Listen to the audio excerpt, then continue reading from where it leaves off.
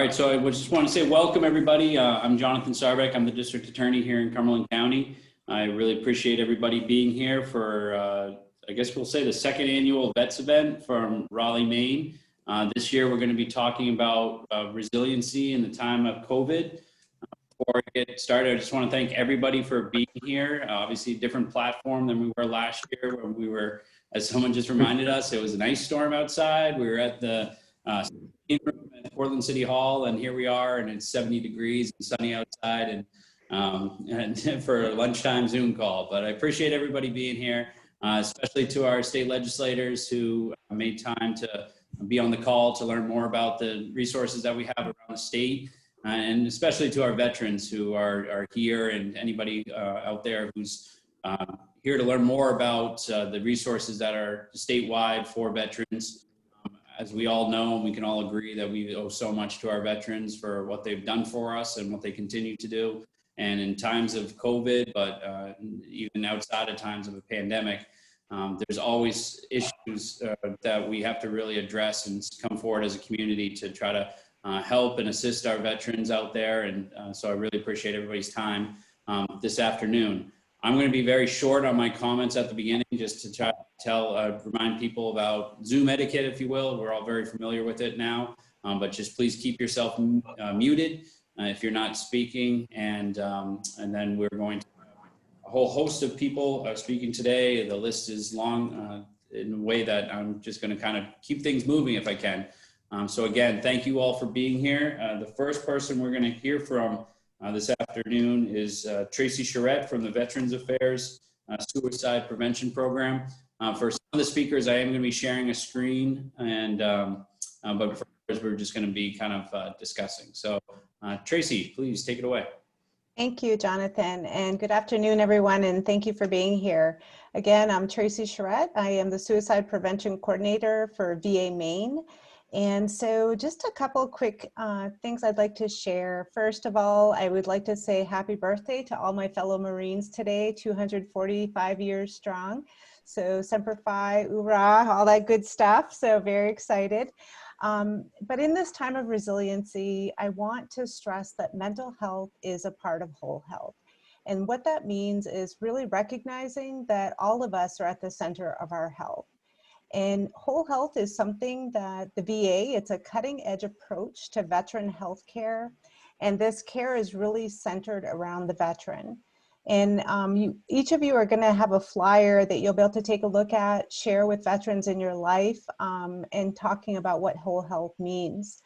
But the idea is that it uses the circle of health to help veterans inventory where they are in their well-being and where they'd like to be.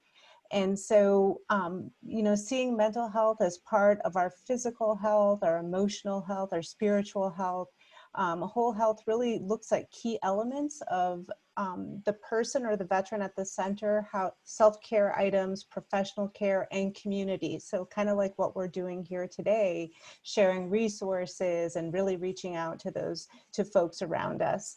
And so, again, just really emphasizing that we're all connected, and so all these parts of us that are around there in our self-care, it really does impact our physical health and mental health.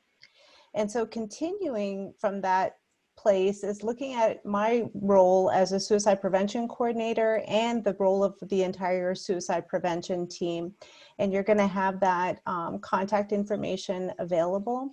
And so what we do as a team, it's really multifactorial, looking at suicide prevention in terms of enhanced care, monitoring, outreach, and education. So a big part of my role as the coordinator is really to put out resources, help make connections, and like it's explained on this slide here, is internally we have the team, my case managers, or the team case managers, really working with veterans that we are monitoring within the program and making sure that they're getting the appointments they need at the frequency they need them.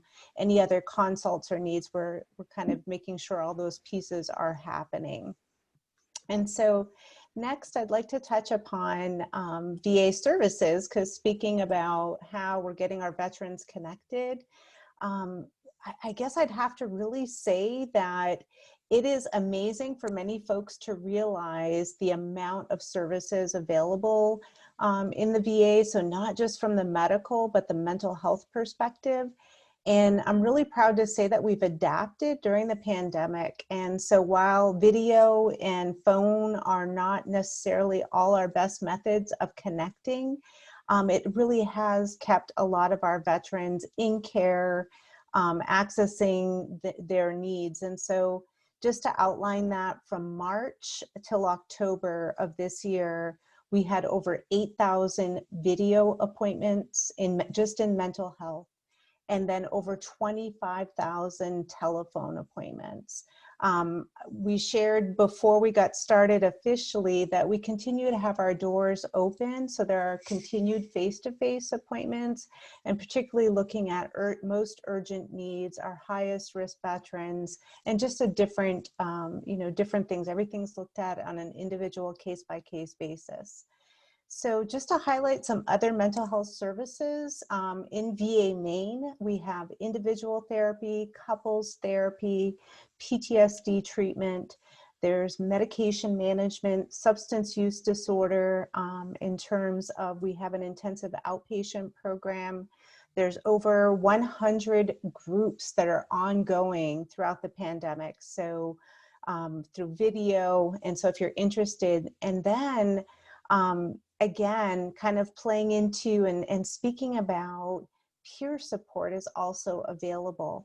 And I'm truly honored to introduce today a dear colleague, a friend, a fellow veteran, and a former suicide prevention team member, Dan Martins. He's going to talk a little bit about resilience, recovery, and the impact of peer support. And Dan used to, he still is maybe at some level involved with Whole Health, and was one of our initial presenters for talking to our veterans about putting them in the driver's seat of their wellness. So Dan, please take it away. Thank you. Well, hello everybody. My name is Dan Martins. I am a peer support specialist here at VA Maine. Well, not literally here. I'm in my house, but like I work out of Togus. So for those of you who don't know what peer support is, or what a peer support specialist does, I'm a veteran in this case, who has lived experience with mental health challenges. I'm not a doctor. I don't have there's no fancy degrees back here. As you can tell, there's not even in my regular office. I'm just like a regular dude that's kind of gone through it. Been in really some dark places, struggled with suicide, struggled with anxiety, depression, just some really heavy stuff in my life. And then I was able to, through working with providers, through working on myself physically, mentally, and spiritually, get myself to a place where now I can be in that helping role. And I help coach other veterans to kind of go along these different pathways and look at recovery and have hope in a better future. So it's kind of like, that's my whole jam, be like a role model, mentor type of person. And what it always occurs to me, and where I really, in my work with veterans, is, coming from our background, every vet, we've gone through boot camp, right? At some point in time, we went through this whole experience that was made to make us resilient. Like, somebody screaming at you, they make you do absurd, ridiculous things for months, until you don't even know what it's like to not have that stuff happening. And at the end of it, I mean, somebody could be screaming at you, they could be doing whatever to you, and you are cool as a cucumber. In the beginning, though, you are like this little newly hatched chick that has no idea what's happening and kind of bumbling around and bumping at everybody around you. And you go through this whole experience to learn how to be more resilient in really stressful environments, right? So what I found when I got out, I found myself sort of like a square peg in a round hole, couldn't fit in, and all that prior knowledge that I have of what I've come through and what I'm able to deal with went right out the window, and you sort of adopt like a new persona of, well, I'm broken and I don't fit in. So a lot of the work that happens at VA and through like the recovery movement is helping to remind folks that, hey, like you've tackled some difficult situations in your life. You know, you've dealt with some stuff. So, you know, it's kind of returning to that and remembering like, hey, we got this. There's nobody screaming at us right now. Nobody's kicking sand in our face. You know, we're just kind of engaging with a situation, a global situation, right? So through peer support, I'm really able to kind of have that viewpoint with veterans and help share my experience and sort of having literally gone through that and, you know, done the whole full circle thing of, you know, who I started at, who I became, the person I was when I forgot all that, and then who I am now, where I'm able to sort of give hope to other people and remind them that, hey, like we've got a kind of a cool skill set. And today being the Marine Corps' birthday, I really kind of give it to those folks because they have the hardest boot camp, for those of you who don't know. And for anybody who wants to be a Marine, you can't be a Marine without going through Marine boot camp. So they're some of the most resilient people that I've come across. The whole health movement that the VA is kind of going through and is working to change the way they're providing the service for us is really aimed at kind of bringing that back to people and, you know, kind of putting them back at the center of their healthcare, making it, you know, less of them being kind of a victim of their circumstances to like, hey, what do I want out of my life? Where do I want to go from here? And it's actually a really cool thing that VA is doing that is sort of giving us some more tools for our toolbox. So I don't really know what else to say about that, but I think that veterans as a population in general, just to kind of close out my thoughts here, as a population in general, we're pretty resilient people. We can really deal with some difficult times, but sometimes we just need some good people around us to remind us of what we can do and what we can accomplish if we set our hearts and minds to it. That's all I got to say about that. Dan, I think that's perfect. Thank you very much. I appreciate, and we all appreciate all of your service and for speaking to us today. So thank you very much. Our next speaker is Hannah Longley from NAMI Maine, which is the National Alliance, on mental illness. Hello. As we talk about resiliency and we talk about resiliency within the veterans community, a lot of what we want to think about is what resiliency actually is and what it means. And I think Dan did a great job summing up that, you know, our veterans are resilient. That's what boot camp taught them to do. But it also taught a lot of really good skills that we don't necessarily traditionally think about that promote positive resiliency.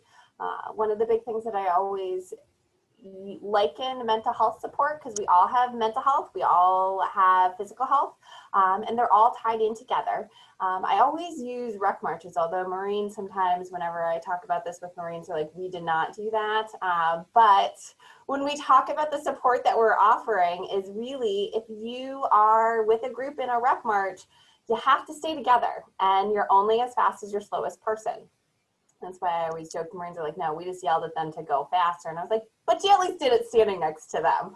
But that's really what we look at doing, is how we promote resiliency within the veteran community is the same exact way that you do it during that time. Is you go back, you say, can I carry some of your stuff for you? You have a few people, you divvy up the pack, you carry the load for a period of time, you offer them some water.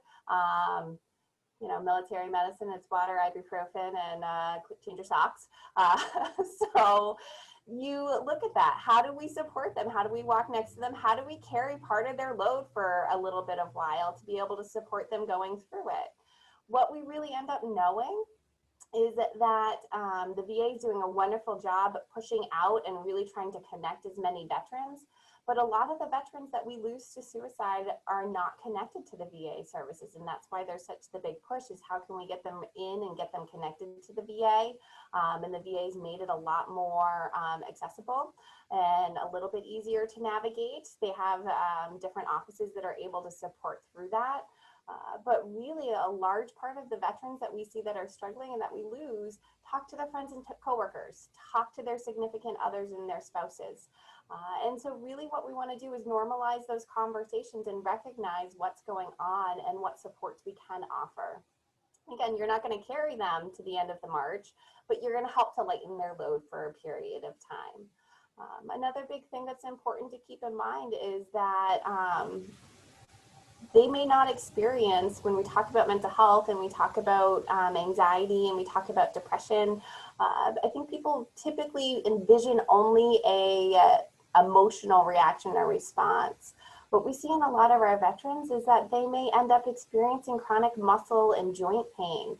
Their stomachs get all wonky. I have a running joke that what I'm going to prepare all new social workers for is how much you actually talk about other people's appetites and stomachs and bathroom habits, because that's where we see a lot of it that can start to come out. And so when people are saying that they're having chronic pain or they're not sleeping or they're not eating or something is physically bothering them, is to take into account that that could be a sign that their mental health is struggling, that there's something going on with them, and what can we do to support them. Again, we're not going to carry them across the finish line, but what can we do to lighten their load, and what can we do to help to get them some resources as they go?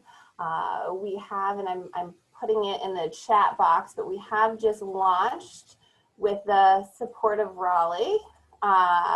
We have just launched a great new, sorry, I'm multitasking on Zoom and it's not going well. But we just launched a great new program that's called Man Therapy. It is a national organization. We were able to get Maine-based services and supports that are filled into it. And it really uses humor and just normal language to be able to connect. There's a whole section in there about veterans. My favorite, and this is what I always promote, is that it's Dr. Rich Mahogany who will walk you through the process. And he will talk about the fact that we bring our cars in for a 12-point inspection. So we want to bring our heads in for one also. And it uses humor in order to engage. It has great resources that are there and available. And it can help to connect to the VA services and other resources that are there and available as well. And so again, just recognize that we can put this out there. There's a police section, our first responder section also. We had a police chief who said, you know, you go on there and you get some good laughs, and just as a byproduct, you get some really helpful information too. So, you know, just be there, be present, recognize that, again, resiliency is the ability to be flexible and to bounce back. And it may not bounce back to the exact same shape, but we can be there to support and to walk alongside and to be able to see it bounce back into something that might actually be stronger. So, Jonathan, back to you. That's great.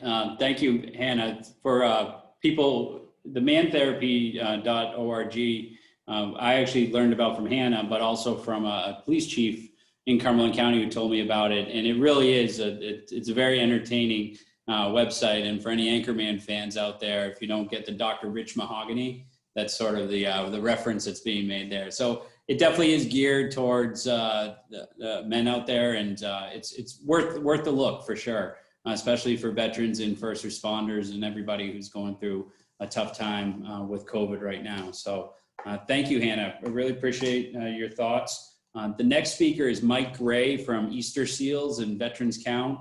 Hopefully you can tell us a little bit more about the work that they're doing with Easter Seals, which is an organization that helps out veterans throughout Maine and New Hampshire. And Veterans Count, fortunately, had a great fundraiser over the weekend. I think they raised about $14,000. That doesn't mean that people can't give year round, but it was nice to have Todd Crawford, who's an attorney with our Veterans Court here in Cumberland County, and Marty Groman host a radiothon on Saturday that raised a ton of money for Veterans Count. So Mike, are you there?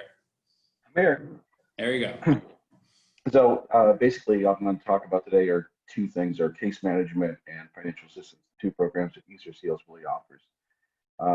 We have two different case management programs.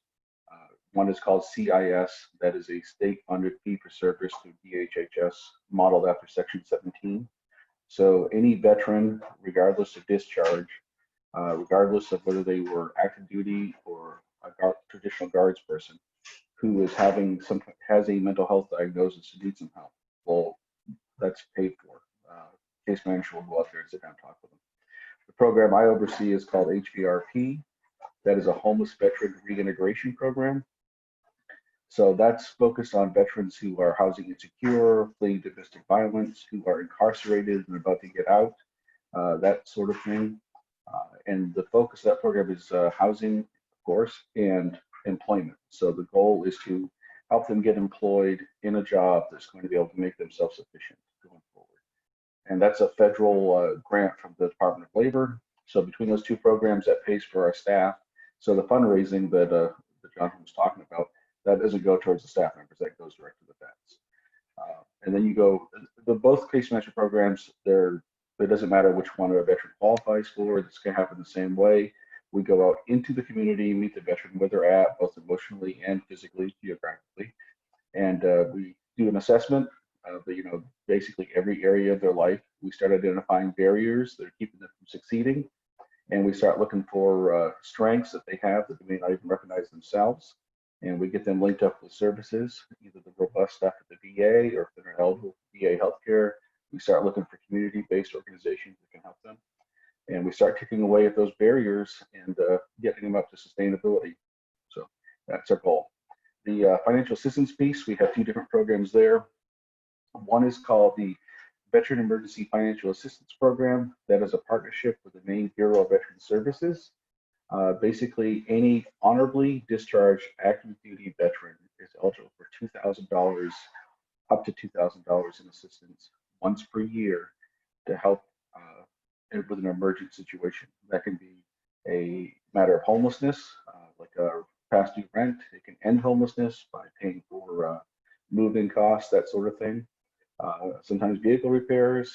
A lot of what we're seeing right now in the COVID era is 72 hours in a motel while they wait for a negative COVID test so they can get into one of the more robust veteran housing programs. Basically, any emergent need a veteran might have, we'll take a look at it and consider it on a case-by-case basis. The other program is Veterans Scout, which we had the fundraiser for this past week. And because that's our money, Easter Seals, we set the rules for how it's spent. So it's a little bit freer in how we can attack problems. So it's kind of our, when all else fails, we go there type thing. Usually what we use our Veterans Scout funds for are things like gas cards, so they get to their VA comp and pen exams or mental health treatment, food cards, because there's no sense in talking about all the great things you're going to do with somebody if their kids are hungry. You're going to make sure those immediate needs are met. And again, vehicle repairs, or sometimes buying tools so they can get back to work. It's amazing how many people need steel-toe boots and work gloves so they can go out on project flagging operations or something like that. So those are the basic things we offer. Fully licensed, we get clinicians on staff, so if they don't have a veteran doesn't have a mental health diagnosis, we can help them obtain that. If they're not eligible for VA, mental health services, that sort of thing. So pretty much full service. When you ask what case management really means, it means whatever that particular client sitting in front of you needs. That's what we do. And if it's beyond our need, then we start putting that team together from all of our community partners, from the VA all the way down to, I worked on a case this morning with Down East community partners here in Community County to get something resolved. So we're really big on the team approach and the community approach. So we appreciate you having us here today. Well, thank you, Mike. I mean, I think I speak for everybody where I say thank you for all you do for veterans, especially with employment and housing. I mean, we all know that those are key issues for anybody who's facing either substance use disorder or mental health issues, how critical having that foundation is in somebody's recovery. So thank you for what you do with them. All right, the next or before I forget, since I've already forgotten, a lot of the resources that you're hearing about today are going to be flyers and information that's going to be sent out to people who have RSVP'd. If you did get this link through somebody else besides Hannah Longley from NAMI, please send her an email if you're interested in getting the information that's going to go out to everybody. so that you don't miss out on the flyers and the other information, the phone numbers that are going to go out to everybody who are RSVP'd. It's not too late to RSVP. You're here. That's great. But we want to just make sure that you get what the information so you can take it home and share it with who's ever out there that you want to try to help. So the next speaker that we have is Chloe Swerdlow. I'm sorry, Chloe, I said your name probably incorrect. But Chloe is from the Granite Recovery Centers, which has numerous programs helping out veterans in the New Hampshire and the Maine area. Chloe. Thank you, Jonathan. Hello, everybody. And thank you for allowing me to be a part of this on behalf of Granite. And my name is Chloe Swerdlow. It's a hard first name and last name, so don't worry, Jonathan. It gets butchered several times a day. And I handle outreach on behalf of Granite for the whole state of Maine. And just briefly, what we do is Granite Recovery Centers provides addiction treatment in the New England area. So we are located in New Hampshire, but we help a lot of Mainers just based on the limited resources that we have and the huge opioid epidemic that we're in. But basically, we've been working with veterans through many VAs in New England for a while now. But the feedback that we were getting was that we just didn't have, we were getting a lot of feedback that we needed to make some changes. And so what we did is we created a specialized program for veterans and first responders. We listened, we took all the feedback and we created a program. It's called the Uniformed Services Program. And basically, it's specially tailored for veterans and first responders. We have groups where they're with their peers, able to become vulnerable and do a lot of the deep work that they need to do that maybe wouldn't happen in a program where they're with civilians. And so that was really important for us to create that safe space where they can be with their peers. We're using a type of modality that's used, it's called acceptance and commitment therapy, ACT. I don't know if anybody's heard of it, but basically it's a scientifically supported therapy to treat substance use disorder, depression, anxiety, and it helps develop psychological flexibility. So we're using that and we're doing a lot of mind-body groups, doing breath work.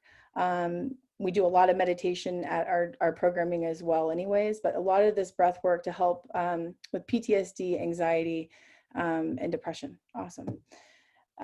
We work with veterans insurance, so there's several different kinds, but the TRICARE East and the VA CCN, if there's any kind of question about it, my team can look into it and have an answer for you within an hour. But basically, I just want to be clear to people, commercial insurance are non-insured. I'm someone that goes all over the state and I try and find all different kinds of resources for anybody that has substance use disorder, alcohol issues, mental health. And so if you have a question about something for a veteran, I'm your girl. Feel free to use my email or my cell phone and text me anytime and ask me how I can be helpful to you. Through COVID, we've had, hiccups. We've had to adjust things at the treatment centers, and we're lucky that we haven't had a positive case at any of our 8 centers throughout New Hampshire. And that's thanks to all of the employees that we have there we've changed our protocol and really tightened things up. But that's being said, we've seen this huge uptick in admissions for everybody, but specifically for veterans through COVID. We went from being a pretty full facility to being full every other hour. And so that should just tell you a little bit about, just the uptick and things. And so we're happy to have this new programming available to veterans, but it also shines a light on the fact that, this problem is growing exponentially. And so it's just lighting another fire under us, I think, to be able to get the word out, to be able to help more people and to let them know that these things exist. At Granite, we're firm believers in supporting our clients with well-rounded comprehensive care. And a big part of that is when they discharge, we want to set veterans up with, case management at, wherever they're going in New England. We want to make sure they make that contact before they leave so that they're not floundering. We work with sober livings and we work with, different psychiatrists, psychologists throughout the state. But a huge part of what we do is hooking them up with employment resources. And a huge part of that was in the last year, we started working in tandem with MaineWorks, an organization in Maine that helps people find employment. And they've worked historically with reentry guys and veterans. And so now I'm going to pass it to my friend John, who actually is a GRC alumni, a veteran, and a current MaineWorks employee, which is pretty cool. Thank you, Chloe. First, I'd like to say happy birthday to the Marines and happy early Veterans Day to all my other brothers and sisters in arms. It was an honor to serve. So I've been with MaineWorks now for about 4 months. I went through GMTC, which I can't say enough positive things about. I've tried a lot of things, but they just seem to hit the nail on the head with everything. So here at MaineWorks, we work with people in early recovery and we offer employment. We supply, all the safety equipment, uniforms, hats, gloves, jackets, and we do a lot with employment, obviously, is our specialty, but it's mostly construction type work, and it's a very, very tight-knit company. There's a lot of support between each other, veterans and non-veterans, and it's really,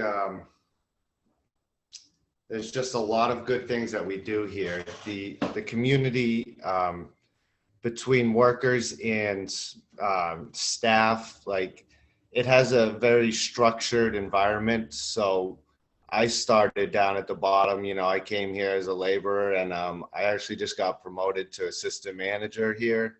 And it's just been great. I mean, we help outside of work. We help with, medical aspect of things. We keep people afloat when they need the help. And I can't really say much else other than it's an amazing company, and I wouldn't be here right now if it wasn't for them in Green Mountain Treatment Center. And that's pretty much it.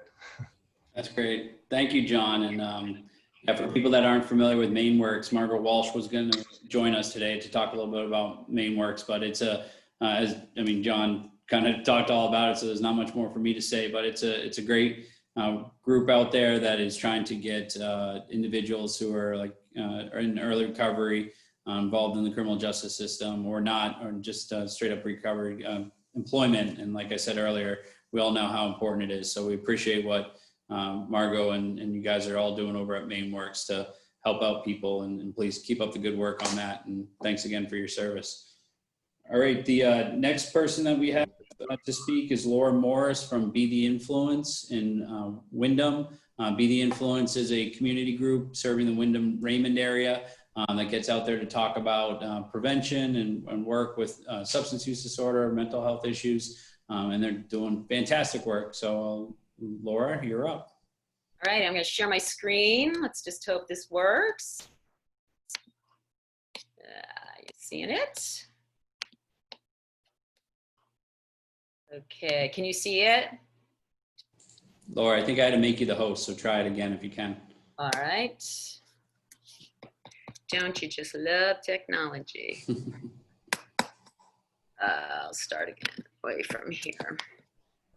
We did rehearse this earlier today, just so people are aware. So obviously we need some more rehearsal. Here we go, here we go. All right, now can you see it? Yeah. Okay, cool.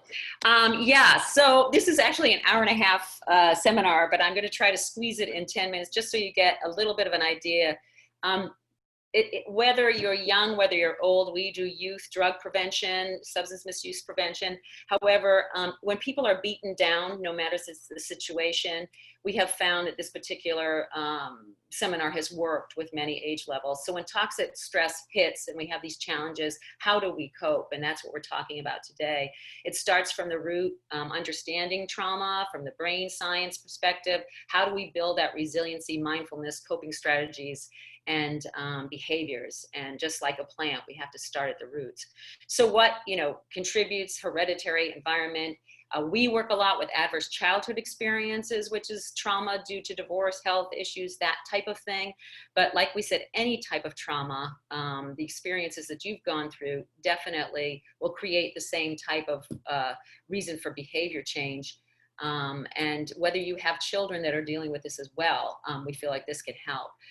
We know we're in endless fight and flight when we have toxic stress, and so it doesn't allow our brains to work correctly, and we need to reprogram them. So what can happen if we do have toxic stress all the time and we just need to self-medicate? We find dependencies, we get in problems with incarceration, violence, suicide, all these horrible things. And so we just want to know, when we have stress and trauma, how do we reprogram our brain and teach these coping skills? So this is kind of a little toolkit. It doesn't matter how you've been beaten down by life. Here, we use lots of examples, but you can go on to do amazing things. You might know about Oprah. She was dealt with a lot of adversity. 5 basic principles you just have to look at: the power of believing, positive thinking, doing, failure, and choice. This is not my uncle on a bad hair day. You all know this is Albert Einstein. And if you believe in energy, which we know exists, there is positive and negative energy. It has so much to do with believing that your brain will believe anything you feed it. So we have the right side of our brain, which is very big picture and imaginative and all of that. We have the left side, which is logical, but based in the base of our brain is the cognitive part, and it can't tell the difference between a truth and a lie, which means we need to feed our brains positive things or it will believe the negative. That's basically the concept. I'm very old. You might know this, Stuart Smalley. He was from Saturday Night Live, and he used to sit in front of a mirror and he would say, "I am good enough, I'm smart enough, and gosh darn it, people like me."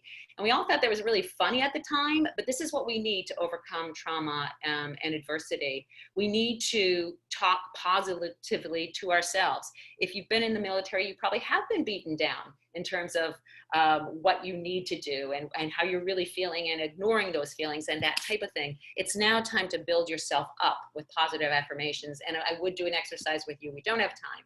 How else do we stop the negativity and keep the positivity going? And I can't really see my slide right now because my head is over it, but we block out the negative stimuli. Social media is one of the #1 reasons why youth are committing suicide. It affects us in very negative ways. And so if you are being affected by that, internet, games, too much information, we're being bombarded by 8,000 to 10,000 messages a day. It's too much for our brains. Block it out.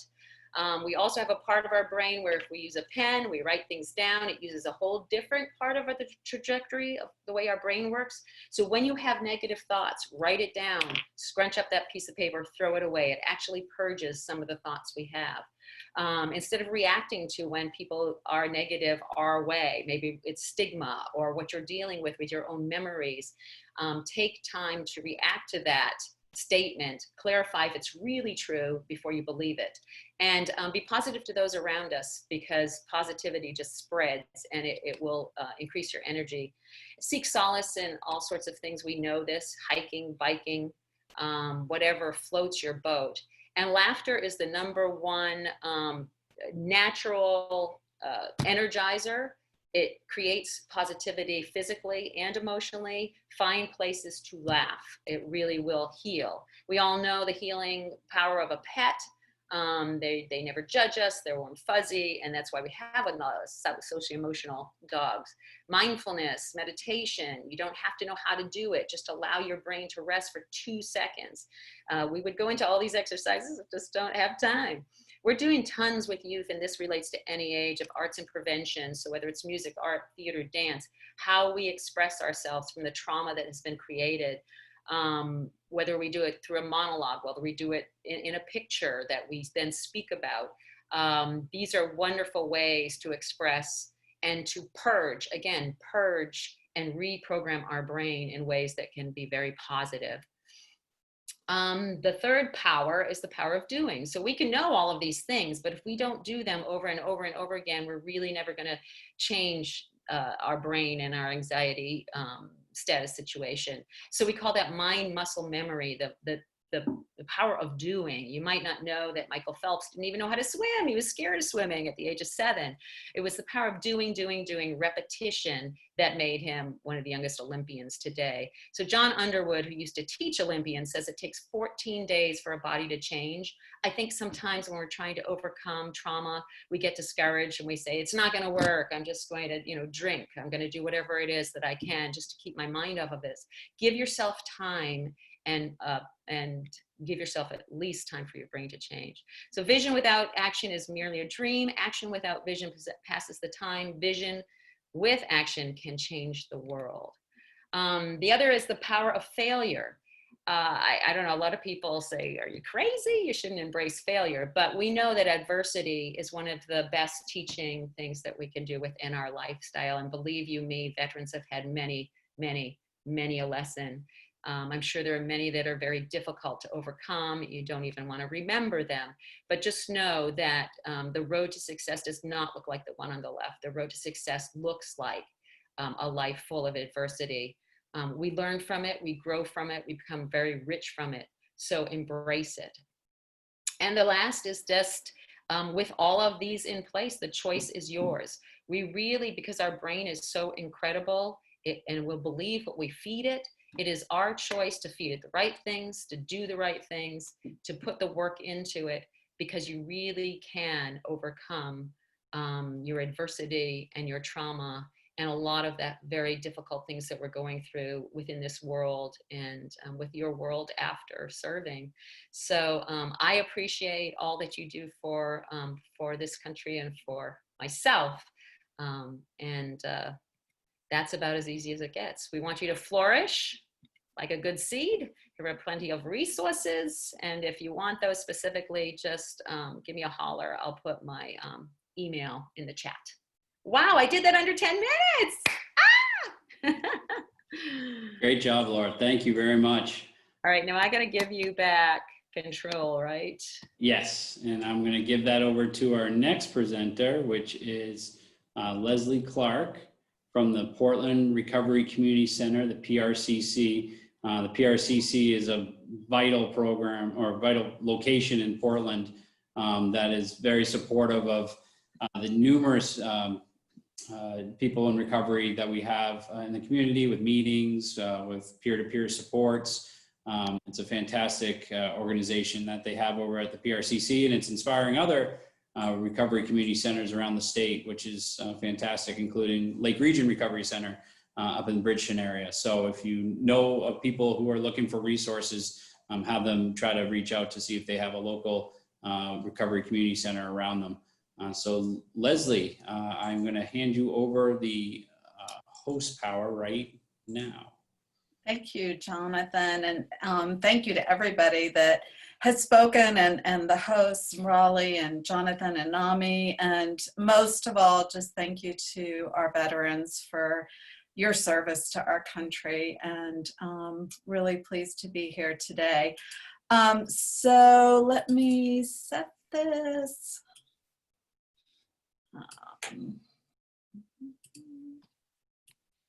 Can you see that? Yes, we can. I think. All right, I'm just going to leave it with this view. So I'm Leslie Clark from Portland Recovery Community Center, and I am the executive director there. We also serve as the main recovery hub for new and emerging centers all over the state of Maine. I am also a person in long-term recovery and really glad to be here today. So I thought I would start with this quote, and then my talk is really about recovery from drugs and alcohol with that emphasis. And so many of us in recovery have histories of trauma, of difficult childhood experiences. We're primed for drugs and alcohol with experiences, can begin to use drugs and alcohol as a way to cope, and then that becomes a bigger problem, no longer the solution. I love this quote: if your heart is broken, make art with the pieces. And I think that really speaks to resiliency. And what is resiliency? I think other speakers have talked about resiliency as the process of adapting in adversity, trauma, and tragedy. You know, we hear it about bouncing back, but it's not always so easy just to bounce back. But there are things that we can do that allow us to bounce back and to develop and have an even bigger, better life than we had before the adversity. When I'm talking about recovery, recovery is more than just about resolving alcohol and drug problems. It's not just about abstinence and use. It's about improving functioning, psychological well-being, and quality of life. I wish I could get this to do what it's supposed to do. So people in recovery, we ask people in recovery to describe what recovery is. And you'll see there's nothing in here about not using. People in recovery describe recovery as freedom, as life, happiness, hope, friendships, family, giving, connection, spirituality, purpose, progress, serenity. So how do we get from being in a place of feeling wounded and broken in every way to freedom, happiness, life, and living? So in building resilience, there's so much that we've heard and so much that we will still get to hear, but I wanted to just focus on these 4 things. Connection. And recovery community is so much about connection. We are social creatures.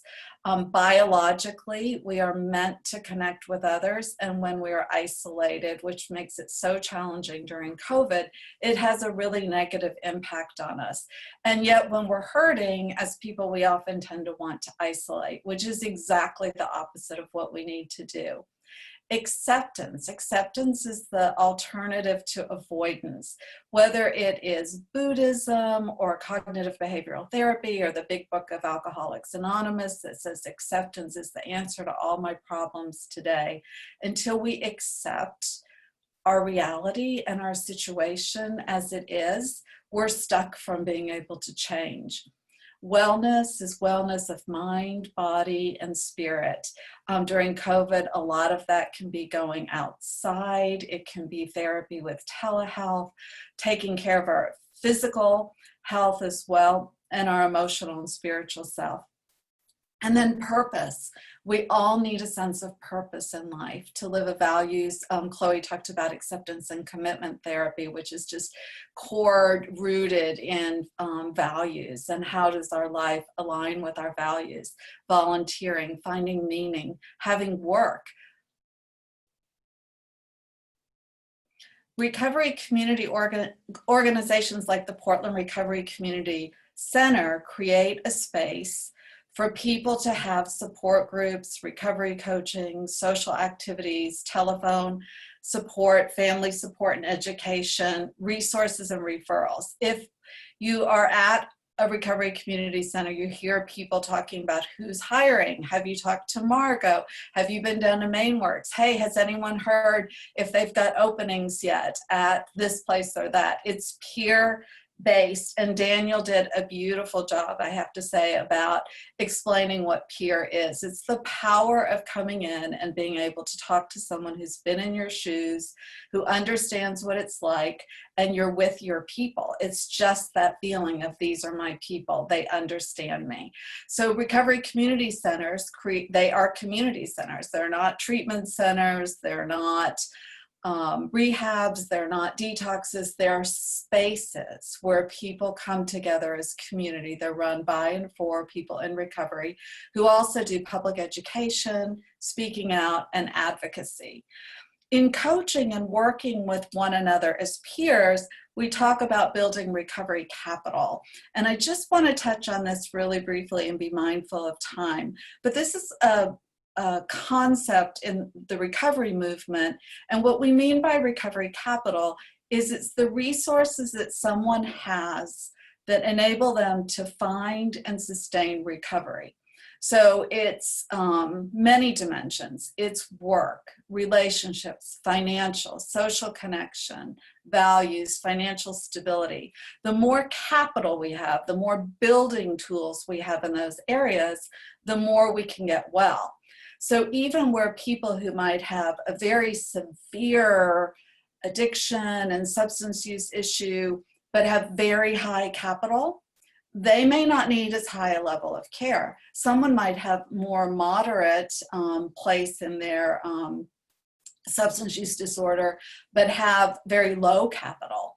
They might be estranged from family. They might not have a job, no money, no place to live. So they need more support. So we work to build recovery capital. In Maine, recovery community centers are Maine, and the Portland Recovery Community serves as the hub. Just to give you perspective, just over 2 years ago, there was the PRCC in the barn in Bangor, and today I think we're up to 14 centers with a dream to have a recovery community center in every community in Maine.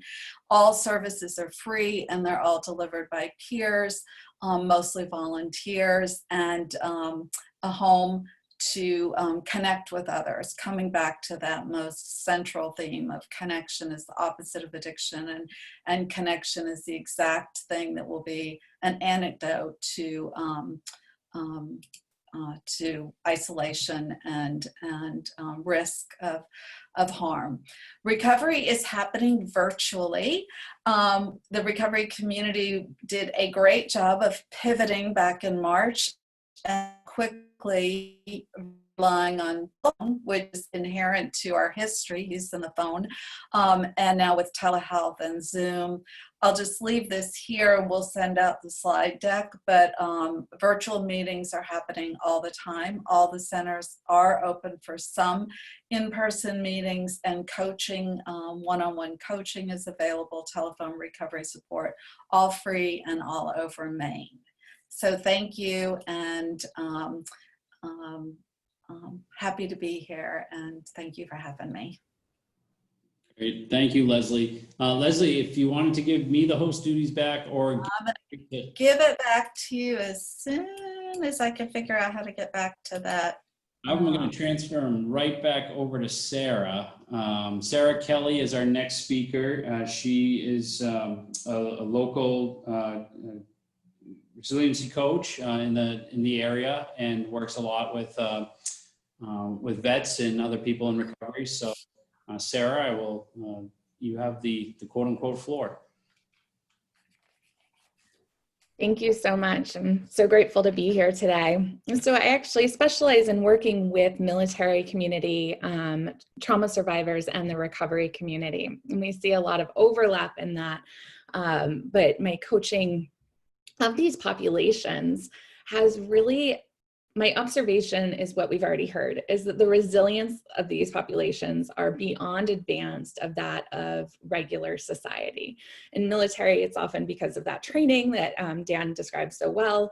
And with recovery community and trauma survivors, it's also out of necessity. So you see this increased level of resilience in these populations. And when you look specifically at the military population, and John, can you make me host maybe? I'm still trying to get it back from Leslie, so hold on. Oh, I did stop. Oh, hang on. Sorry about that. My bad. No problem. You can give it straight to Sarah if you'd like. Well, I'm trying. I don't know how to do that. Sorry. So I've got a screen share, but how do I turn it off? So Leslie, in the participant box, you have to open that up. You just hover over someone's name and a blue box will show up. Hit more. And if you do that over Sarah's or myself, you'll be able to just click on the box that says, make this person the host. Got it. There you go. Okay, great. Thank you so much. Thank you. I'm just going to pull up these slides really quickly. So there's an intersection of the military and recovery communities. Obviously, there's some overlap in them as well, but when you look at both communities standing alone, their similarities are astounding. You've got a very unique culture. There is a re-entry and re-emergence into society that has similar challenges. There's emphasis on community, adaptability, there's strength, healing, overcoming stigma and barriers. You also look at the darker side of that of inactive use with substance use disorder, or for veterans who have seen combat or been deployed or witnessed or participated in certain things that causes psychological issues, that there's a witness of darkness, there's the experience of hopelessness, there's suicidal ideation, there's trauma response, and you have these pieces that are also very similar. A loss of peers overlaps in both active addiction and recovery, and it overlaps in the military community in combat and once you've left active duty. And we've seen that peer support tends to be the most promising way of getting support for both communities. So going into this, I get really jazzed up on the brain and all we've learned about the brain. And so when you look at war, medical advancements in time of war are where we see this incredible change due to necessity and increased funding. So every war has brought us a medical advancement that we use in today's society. So looking through the slide, and everyone can read, so I won't go through them all, but from anesthesia to blood transfusions to penicillin, healing fractures, helicopters, burn care, like these huge advancements come out of time of war. And what we've seen in Operation Iraqi Freedom and Operation Enduring Freedom is the advancement in the brain. The signature injuries of these two wars have been post-traumatic stress disorder and traumatic brain injury, which has pushed research into understanding the development of the brain. So you also have modern changes in the equipment makes people survive things they wouldn't have survived. So brain injuries and PTSD can come because you're now witnessing and surviving something that before you wouldn't have ever left. So a retired Army Lieutenant General Nadia West noted that by 2016, a service member wounded in Iraq or Afghanistan had about a 92% chance of making it home alive. That is an unprecedented statistic for surviving things that people wouldn't have survived before. So the advancement in this war has been around the brain. I am a coach, I am not a doctor, so I like to say that right away. But in the brain, we see that when you're looking at substance use disorder, it impacts these three parts of the brain. So the basal ganglia, the extended amygdala, and the frontal cortex, and how they work together.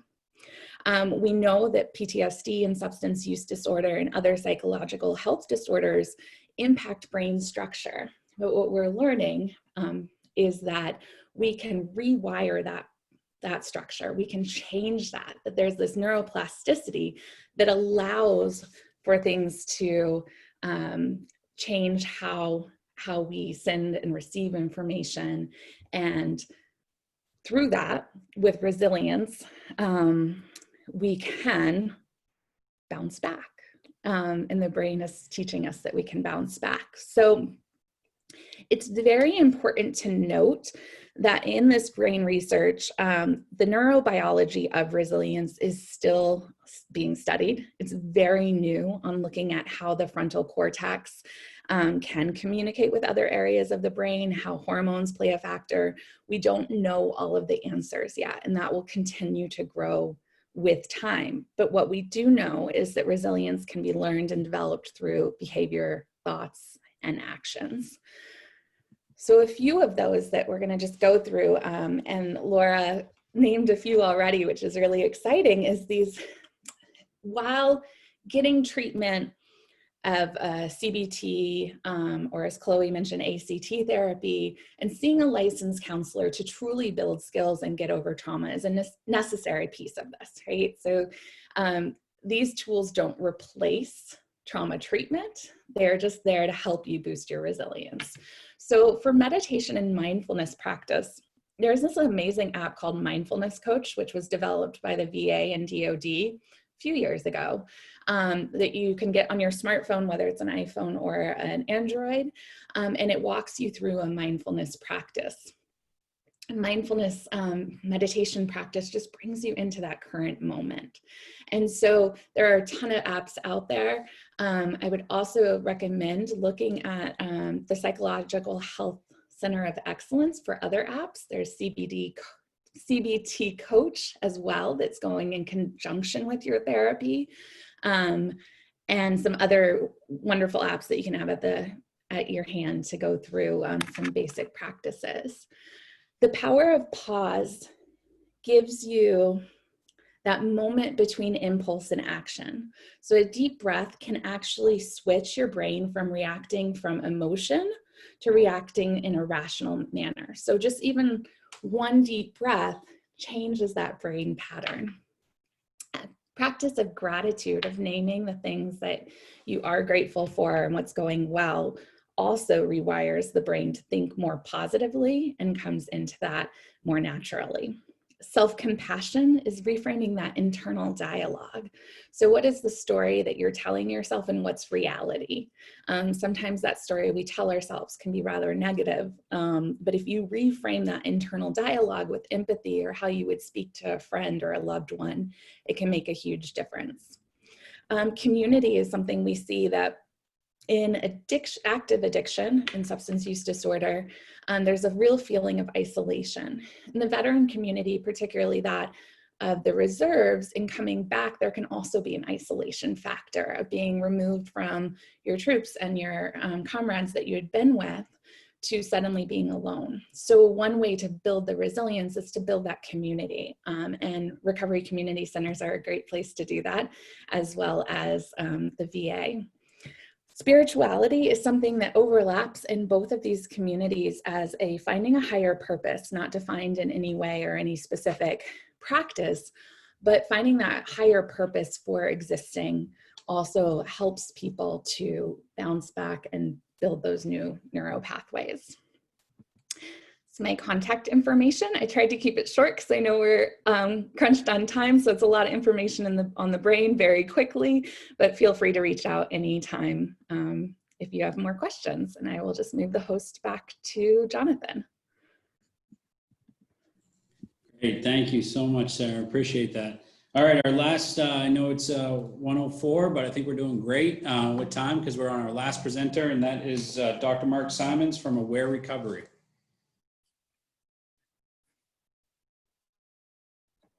Hi, good afternoon. I'm very excited to be here. So let me pull up my PowerPoint. Did you have the share? Can you all see? Yep. No, Mark, you're now the host, so you're gonna have to do the screen share again. Okay, let me just get out of this here. Sorry about that. That's okay. Let's see here. All right.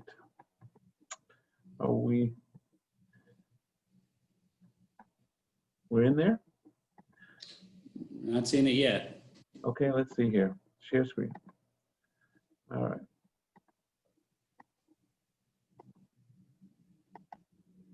There we go. There we go.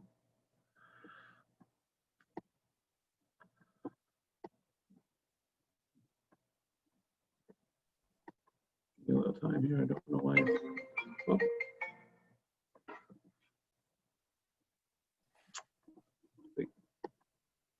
I don't know why it's giving me trouble here. Give me 1 second. I had it all set up. I was ready. Here we go.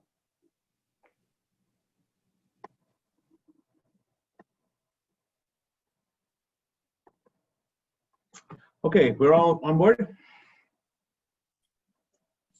Yep, we can see it. Okay, great. My name is Dr. Mark Simons. I am actually the medical director for Aware Recovery Care. I am also a veteran. I'm in my 19th year at the Navy Reserve. I've been to Afghanistan and I've been to Africa and a number of other places. So I'm excited about this. This is great for the Aware Recovery, getting involved with the VA, and I am the medical director in Maine, and I just wanted to tell you a little bit about Aware so that it helps the VAs in whatever way we can. So Aware Recovery is an innovation approach with the in-house care. It's an in-home addiction treatment plan. What they do is they have a group of people, about 4 or 5, come to the house of the client, or in my case of the patient, and discuss with the client how to take care of the issues that they have with addiction. In this situation, they find out what's going on with the patient at home, and so they find the cues and the triggers and what influences them in their day-to-day care. And as I go on, I'll explain to you exactly what I'm talking about. I'm also here on there is Matt, who is also going to explain to you one of the clients that we had that actually is a VA who went through the entire program. So it was founded in 2011, and it was in Connecticut that it was founded. The program takes Anthem Blue Cross Blue Shield, takes the Tufts, it takes the VA Community Care Network. We've taken care of over 2,000 patients, and we are located in Connecticut, New Hampshire, Maine, Florida, and now they just opened in Massachusetts recently. Philosophy is very simple. The resiliency of the irritability, anxiety, anger, issues that go on every day are what we address, and we address the symptoms in home.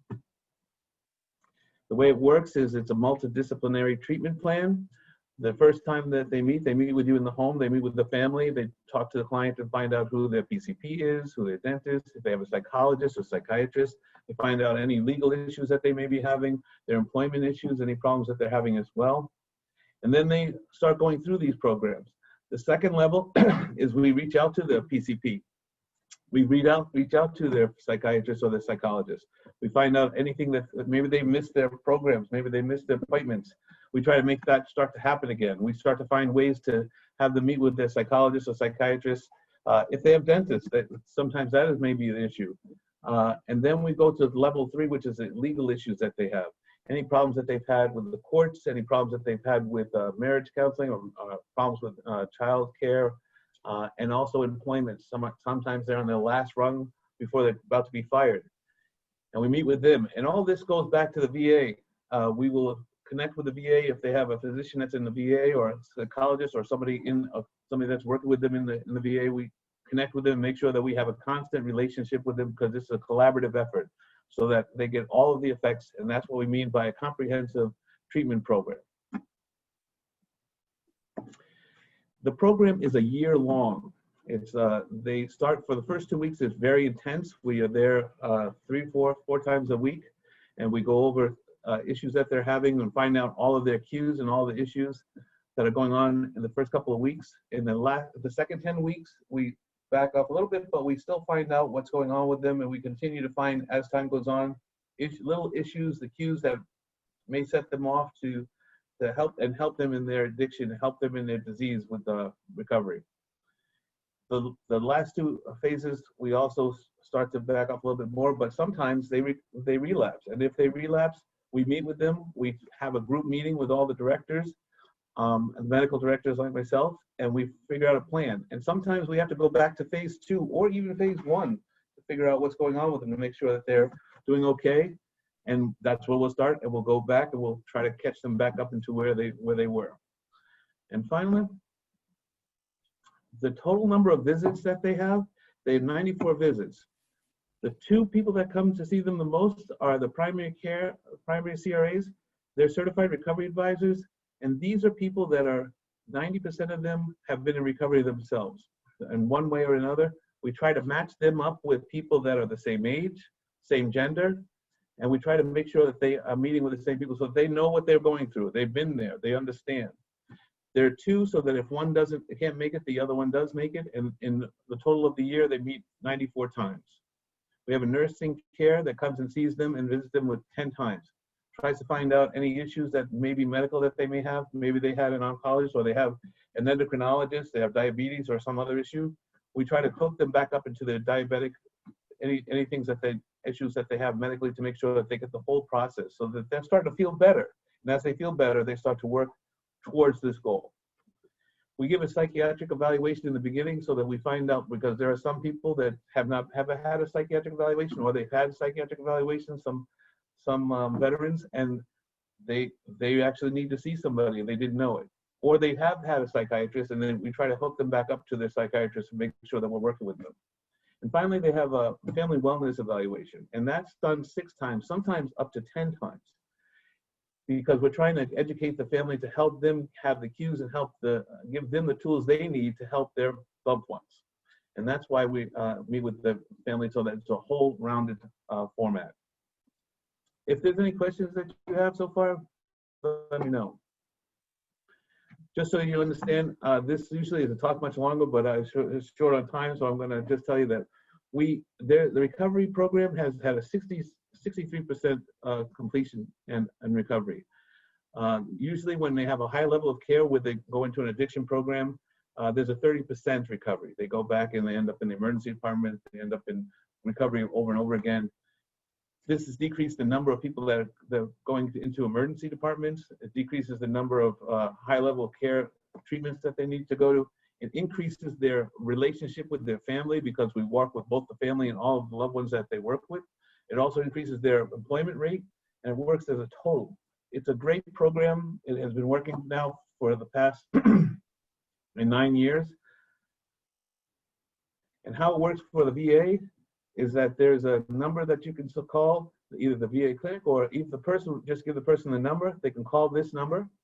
And if they just want a referral, just find out information about it, they can use this, the awarerecoverycare.com. And then that's it. The CRA calls them, gets in touch with them, meets them wherever they need to be meted at, and then gets involved right away.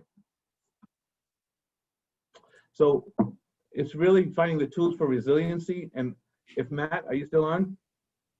I am. Okay. Jonathan, is there a possibility that you could switch this over to Matt? I'm going to try to stop my share. So, and I will switch it over. I'll switch it over to him, if that's okay.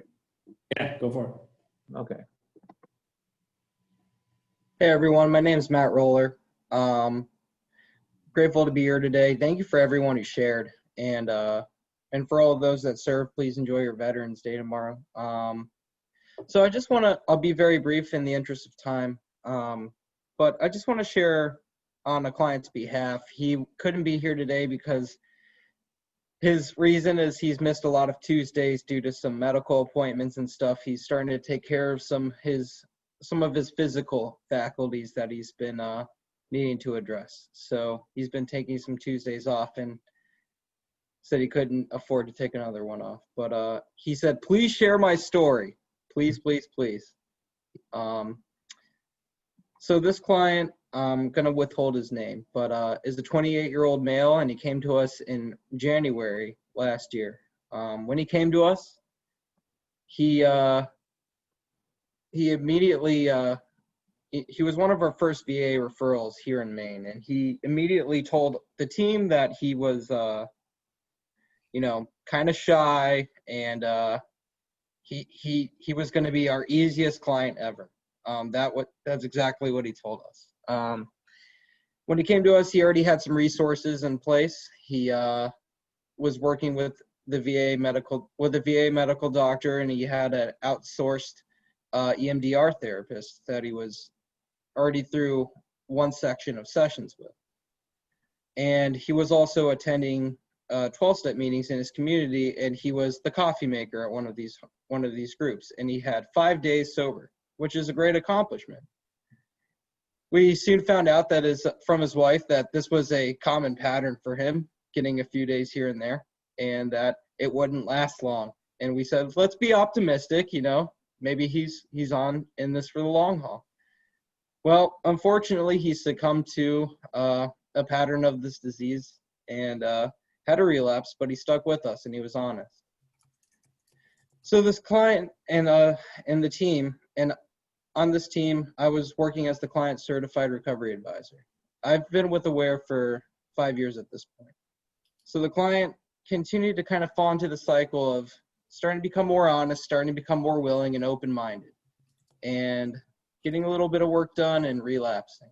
But eventually what ended up happening is this client kind of had an aha moment after a recurrence. And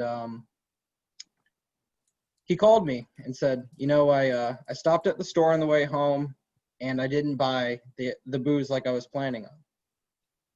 And we discussed, you know, well, this is great. What happened? And he's like, well, some of the work that we've been doing, it started sinking in. And during this time, some of the work we've been doing was talking about relapse prevention, coping skills, mindfulness, a lot of the same stuff that we all kind of focus on working on with our clients in one way or another from all different modalities. And he said to me, he's like, I've had enough. He's like, I need to do something different, something I haven't done yet. I was like, what does that look like to you? So the client decided to go to this meeting that he had been attending on a regular basis and ask a gentleman there to start sponsoring him. Now, this is something, you wouldn't know this client, obviously, but very shy person, kind of reserved, doesn't ask for help because he's very proud. And he basically broke down and told this man, you know, like, I don't know what else to do and I need your help because you seem to know what you're doing. That was 4 months into treatment and the client's been sober ever since. The man I see before me today is a much different man than the man that walked in January. He's confident. He's brimming with self-confidence. He is mindful. He's patient. He used to be very full of resentment and fear, and that is not the man I see today in front of me. For example, he used to have a very deep fear of being in public situations and large crowds and things like that. He recently, just this past weekend, attended a wedding, his first real kind of test in his sobriety. And not once did he think of drinking. He actually texted me during the wedding. He said, not enough people are wearing masks. I think I'm going to leave because I don't want to deal with that. You know, I was like, how's the alcohol situation? He's like, oh, yeah, there's people drinking, but I'm not really bothered by that. I'd rather go home and spend time with my dog. I did my job as the best man, and you know, my purpose here is served. A fine example of recovery. He's utilizing his tools, and he's, you know, exactly what anyone working in this field hopes to see. You know, he could say it much better than I could. I'm not him, but you know, working in this field, we see a lot of ups and downs. We all know this, and it's great when you can see when you see the lights turn on. It's kind of the quote that I hear a lot. And someone in recovery myself, I never see them turn on. I never saw my own lights turn on. Others did, and to be a fly on the wall in that process for someone else has been amazing. So for all of us that work in this field, you know, it's worth doing. And thank you for all your service. And thank you for having me and Mark. Thank you, Matt. That's powerful stuff to hear. So I appreciate it. All right, well, that's going to end our program today. I really appreciate everybody for presenting. I appreciate for everybody being here. And as we've said numerous times, but it's not too bad to keep saying it, thank you all to the veterans for your service and for being out there and getting this message out about resiliency and mental health issues during COVID. Now more than ever, we know that we need the community to continue on going. So thank you, everybody. Enjoy your afternoon. Before we sign off, Mark, I need you to give me the host duties again, please. Let's see if that works here. Go to the participant box and hop on over. So.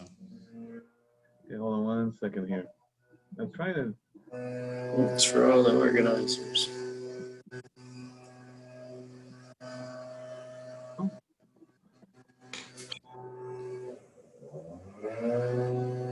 Mark, if you go to the participant box, if you open it up, it'll be there you go. Okay, you made it. Got it. All right. Thanks, everybody. Thank you. Thank you. Thank you, Jonathan.